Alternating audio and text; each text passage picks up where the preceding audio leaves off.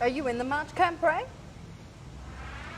At the moment, no. We're fencing a little, I think like a few others actually, in terms of do we have 2 or do we have, excuse me, 3 rate rises in the forecast for this year.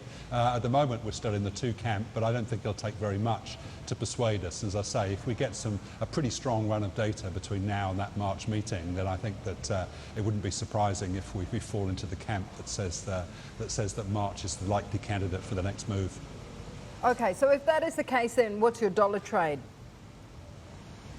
Well, we still think that dollar yen is still proving itself to be the highest beta G10 pair as far as sort of volatility and sentiments towards Fed policy, towards what Trump may or may not unveil in terms of future policy, and particularly with respect to US bond yields. So, the fact that we've seen 10-year yields pop up from sort of 2.45 up to around 2.5%, and dollar yen is still the biggest counter. So we've got to keep in mind the Bank of Japan seems to be very resolute in its determination to keep JGB yields close to 0 at 10 years, and that means that spreads between the US and Japan will remain more volatile than between the US and other major currency areas, and that's why dollar yen, I think, will continue to flip around depending on what happens with US yields. So, we've got dollar yen up at 115 for the end of sort of Q1 and Q2, and at the moment, if anything, if expectations for the Fed move higher, then I think the risk is that dollar yen could certainly get up to 115 and maybe through. So that's still our preferred